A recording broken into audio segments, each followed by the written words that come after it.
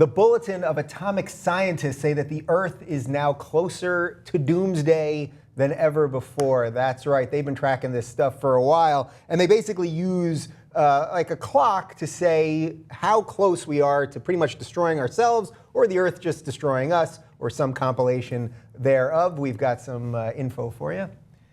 So the U.S. advocacy group founded by the creators of the atomic bomb moved their famous Doomsday Clock ahead 2 minutes.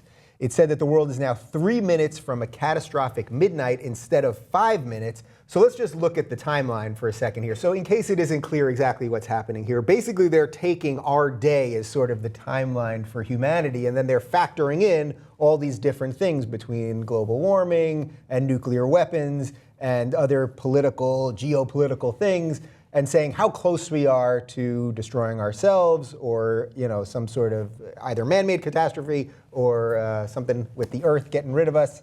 So 1984, they said we were 3 minutes away to midnight. Now that was in the heat of the Cold War, so obviously there was a threat of atomic war all the time. 1991, we were 17 minutes, so that's 7 years later, and then we were further away from destroying ourselves because 1991, things were basically pretty good. The Cold War was gone, and the Earth seemed to be in a pretty good state. Then in 2002, we got closer to midnight again, and this is shortly after 9/11, obviously. And then, as you can see, in 2012, we were a little closer, and now in 2015, 3 minutes to midnight. Okay, so technically, we're not 3 minutes away. You're gonna make it through this video, I promise you.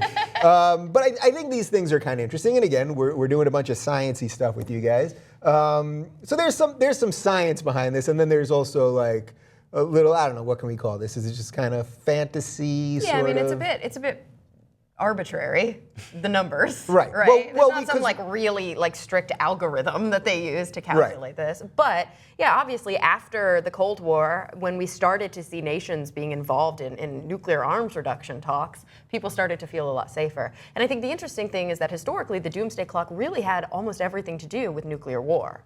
But now these scientists are saying, okay, nuclear war is still a risk, but global warming is like an equivalent risk. And so we have to really take that into account, because when we talk about doomsday and we talk about the end of humanity, we could be wiping ourselves off the face of the earth because of climate change. Yeah. Do you fear man-made disasters or just natural disasters more as our way that we're gonna go down? Yeah, I think that we definitely have the potential to blow ourselves up. But in the article, Steven Pinker was referenced, who says that we live in the least violent times ever throughout all of history. But because of the 24-hour news cycle, if it bleeds, it leads on mainstream media, it stokes our amygdala, right, which fires up our fight or flight. So we have this sense that we're living in really violent times, but we're actually not. So I'm not really that concerned. But we're also living in a climate where we don't have to be that violent overall to see mass destruction, because it only takes one crazy person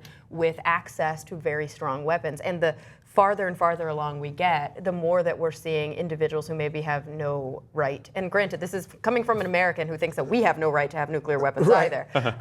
But the firepower has increased exponentially. So it takes a small group of people with a lot of firepower to do a lot of damage, when historically the firepower was less intense. So more people needed to be violent. Right. So for example, in the Cold War, we had mutual deterrence. Basically, if we were going to do anything, they were going to blow us up too. And now there's so many smaller actors and the threat of a dirty bomb. Exactly. And North Korea, warfare. Iran, what happens if ISIS gets involved? And those are the kinds of things where I personally, I'm not staying up at night, but it does worry me, because there are people who, because of religious implications, don't have any concept of kind of shepherding the earth for many years to come, because they literally think that the end is nigh. I mean, they literally want it to happen. They want it to happen because they think they're going to heaven. Right. Which is batshit crazy. And so that But how do you really feel? Exactly. That's what worries me most, is when you have an actor who is not afraid of the ramifications of their actions, all of a sudden that person with the gun becomes a lot more dangerous. Yeah. Do you guys think this is why we have to explore space? I mean, it seems to me that at some point here, and every sci-fi movie that they go on any adventure anywhere. I mean, what was the one with Matthew McConaughey just a couple months ago? Interstellar. Interstellar. I mean, this is what, that we're going to travel the cosmos to find another planet that will sustain life because we're going to screw up this whole thing? I mean, is this the whole point why we have to put money into so. NASA and space exploration? I don't really think that we're going to be alive to see the fruition of those searches, but I do look to guys like Richard Branson and Elon Musk, and I'm like, these guys have the right idea because, we are on some kind of trajectory for sure, but I try to remain optimistic. I think that that's a real theme with you. You think everything's going to be okay. But the truth is, let's remember here, with global climate change, which I think is probably the talking point of this article specifically. It's less now about nuclear war, but with global climate change, we have the potential, and we are actively destroying not the Earth per se, but ourselves. Yeah. The famous quote in right, the Earth will Jurassic be Park, here. Yes, is that life will find a way. Like the cockroaches probably won't die off. Yeah.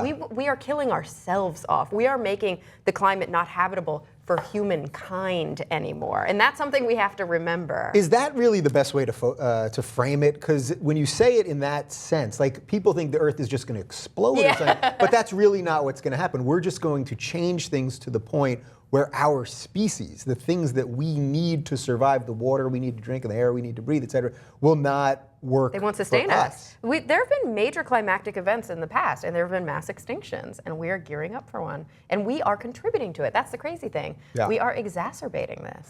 Well, if it happens, then I guess the aliens will come here, and then then our bones will be buried deep, which will turn into oil that the aliens will use. Has anyone brought that theory into anything? Anyway, what do you think? Let us know in the comments right down below.